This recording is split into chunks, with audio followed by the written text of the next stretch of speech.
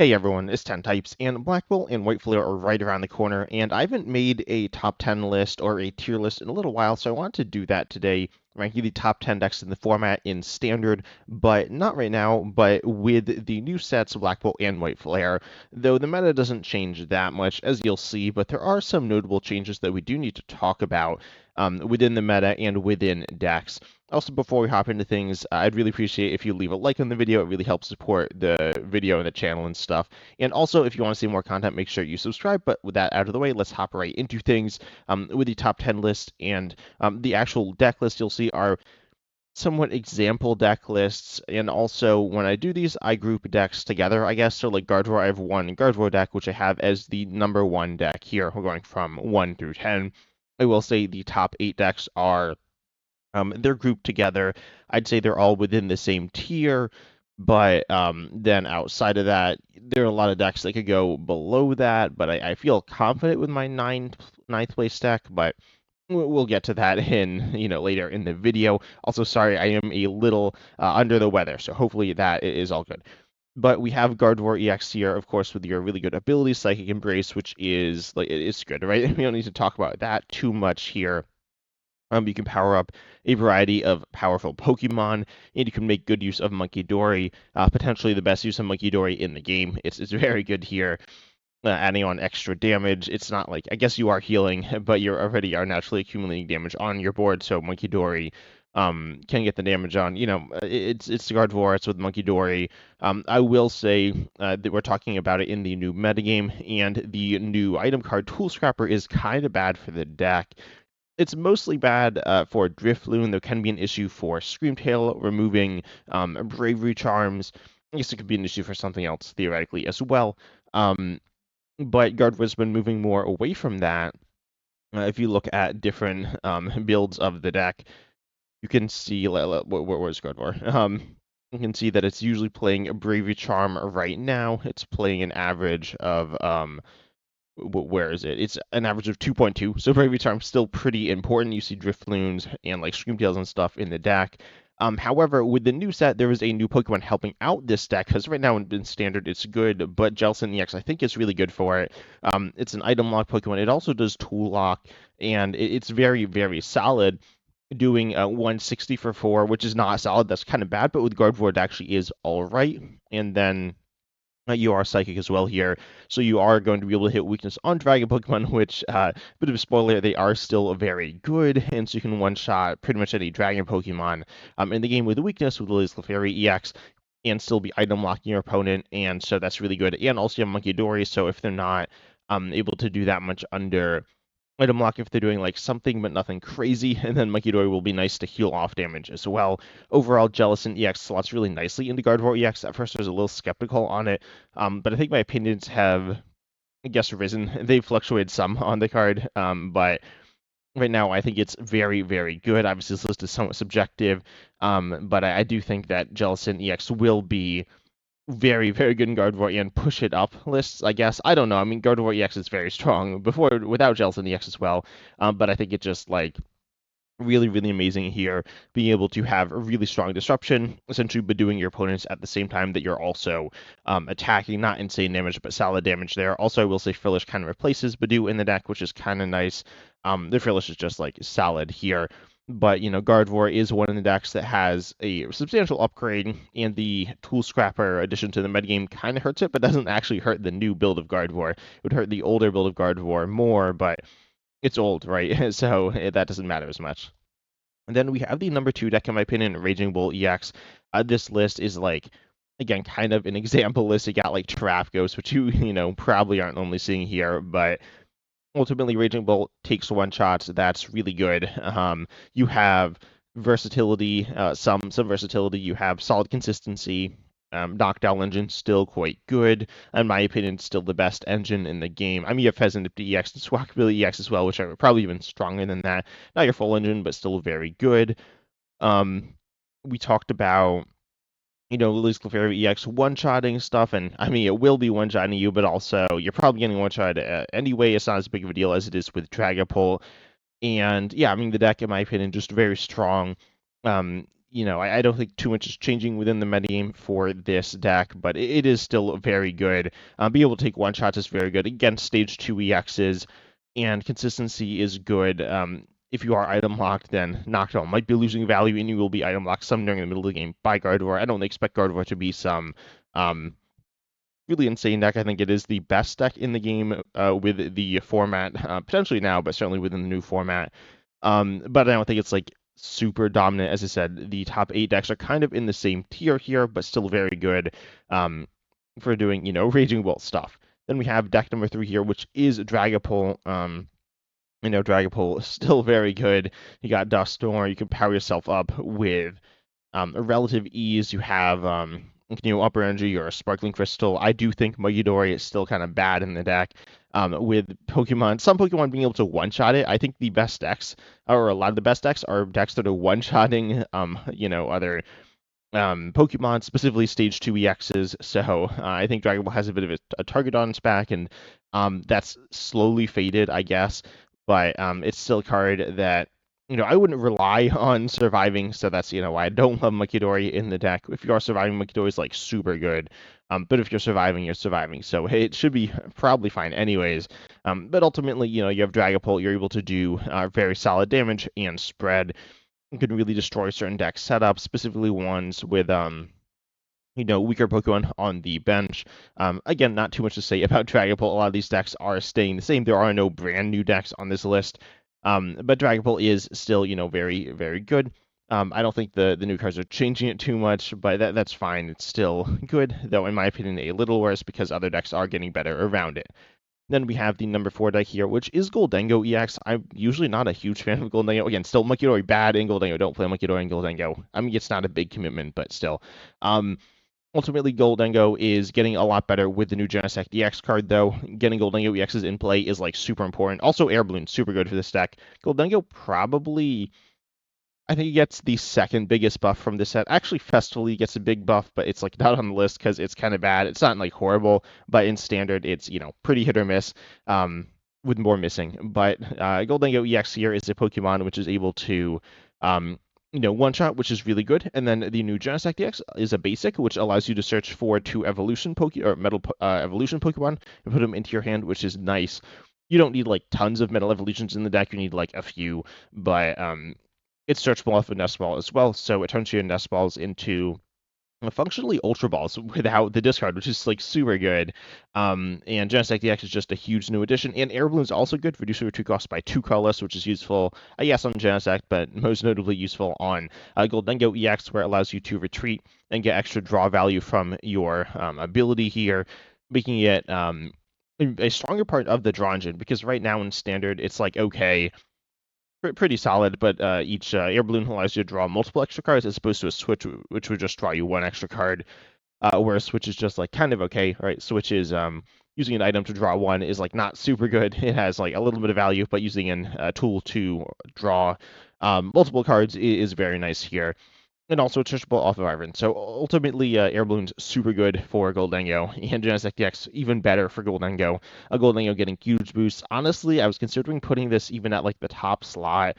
I don't think it's insane. I'm a little lower on Goldeno than other decks, so I certainly was. Now I think I'm definitely higher on it than I was in the past. It's a very good deck. Being able to take one-shots, as I said, is good. There's a few decks that take one-shots. Really, Goldeno and Raging Bolt, they can one-shot stage 2 EXs, which is super good, but can get picked apart by something like Team Devolution plus Spread or something as well. So it's not an unbeatable deck or anything like that, but still very good with some huge bonuses from the new set. Then we have the 5th deck here. This is Marnie's Grimstral EX. This is, again, another deck in that cluster of decks that are, like, fine. I guess you have air, or that are very good, but not, with one clearly above the rest. We have Air Balloon as a new addition, but, nothing crazy in terms of new additions here. The deck is still fine enough. It's, I'm a little lower on this than other people, I guess, but I think it's, it was a new deck, so it got a lot of hype. Marnie's is, still good. You have Mars Grimstral EX to power yourself up and attack. You have Mukidori, which works really well with this deck. As I said earlier, Gardevoir might be the best deck that makes use of, or the deck that best makes use of Mukidori, but that deck could also be Mars Grimstral with Frostlass. You're able to do extra damage with Monkey Dories and Frostlosses, which are super important to the deck. If you didn't have those, Minus Grimstral is just like not really good enough. We'll talk about Charizard later in the video. Charizard is kind of like like Minus Grimstral EX, except for the fact that it can do more damage in the later game.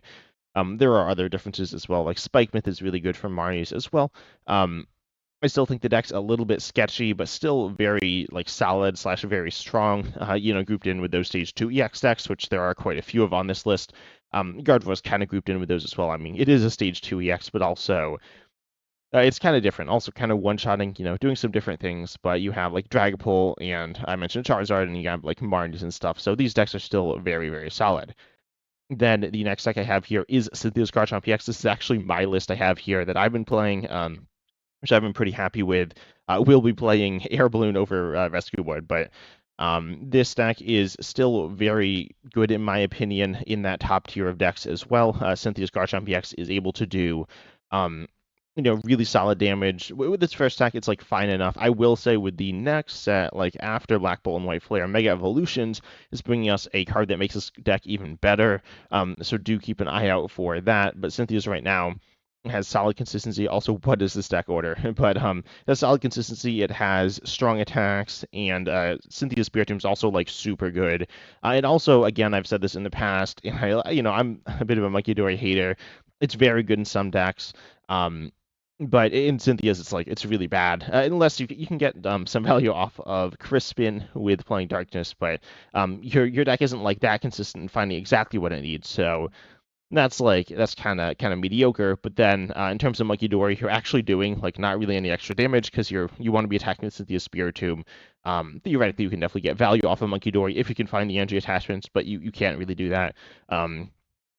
Even with Crispin, you're not going to be having all these extra energy attachments. So ultimately, Cynthia's Garchomp EX, though, super strong. Cynthia's Spiritomb, really every piece in the deck is very good, working together to create a very solid, efficient, and strong deck.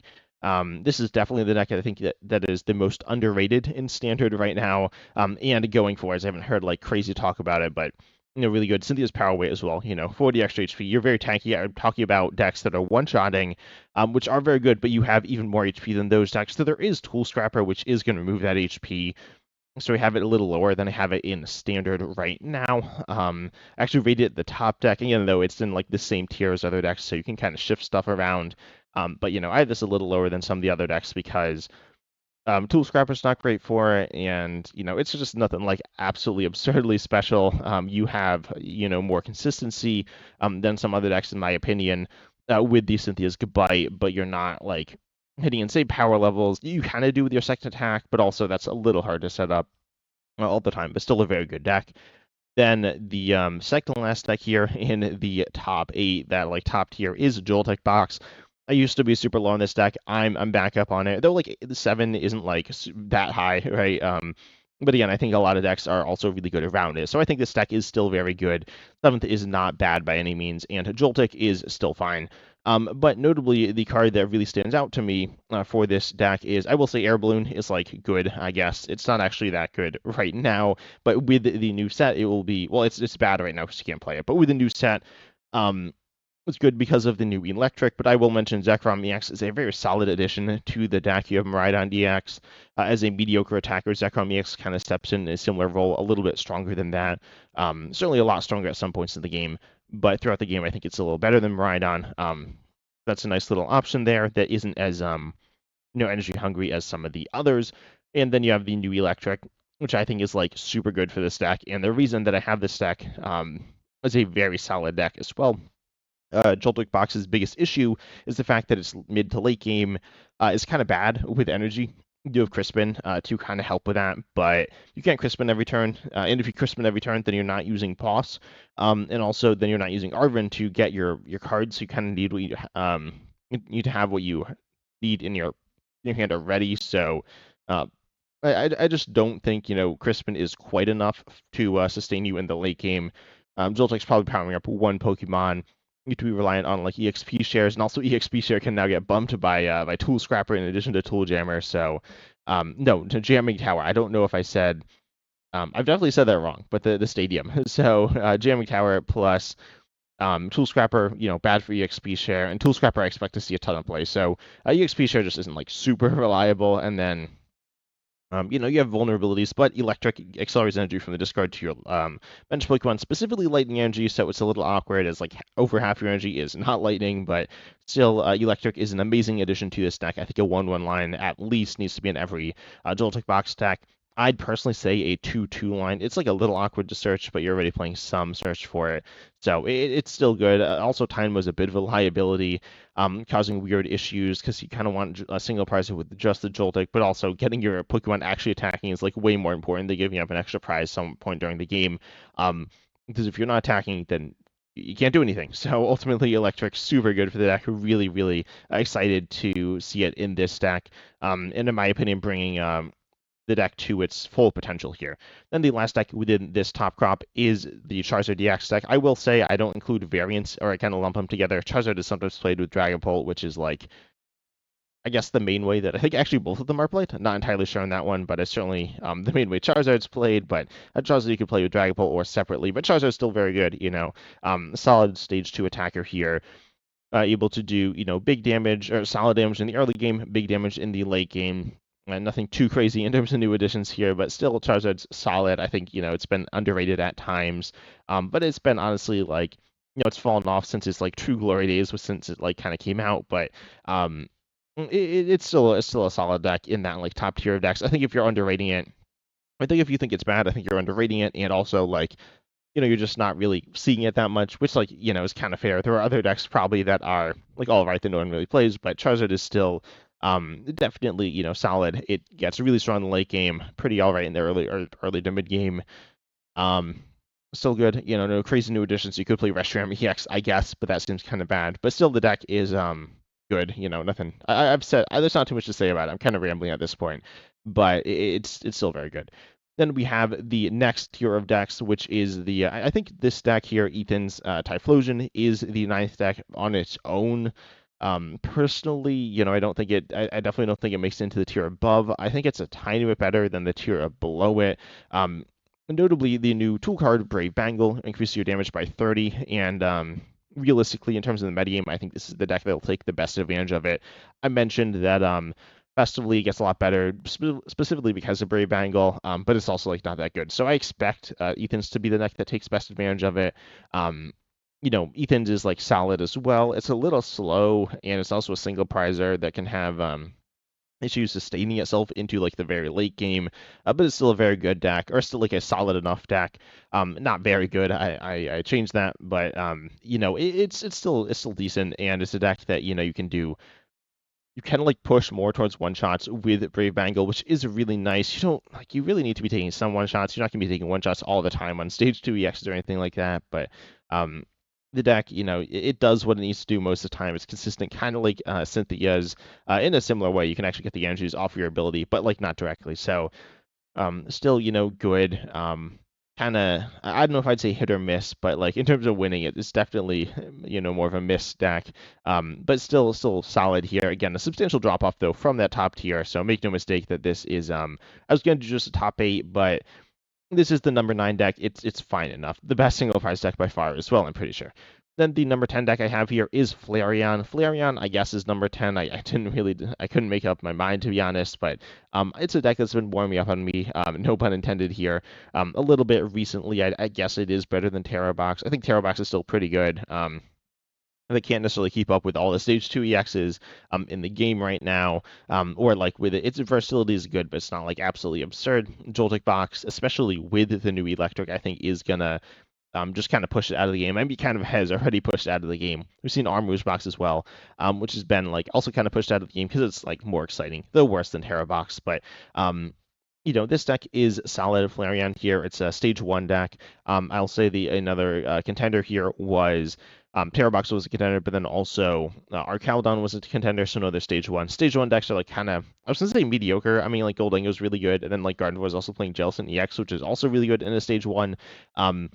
If you're looking at just like a really solid standard Stage 1 EX deck, then Flareon's probably the deck to go for. Goldengo's like a big, kind of combo-y deck that's able to just take huge knockouts. Flareon's more stable with versatility as well, so definitely a cool deck here. Again, relying on Knocked Out like a few decks here in the metagame.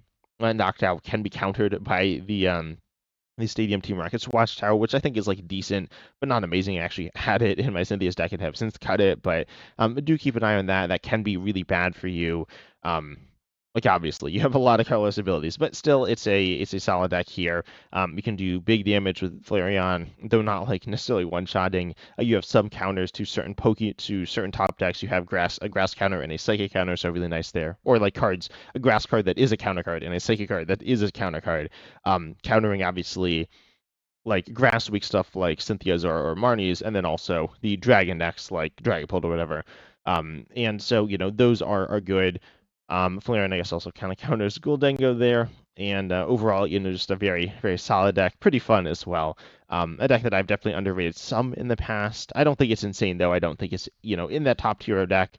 But overall, tell me down below in the comments what you think of this list, if I missed out on anything, or if there are any decks that I overrated here. But I hope you enjoyed. Consider liking and subscribing, as I said earlier. Also, sorry that I'm still a little under the weather, but I hope you enjoyed. And as always, I'm excited to see you in the next video.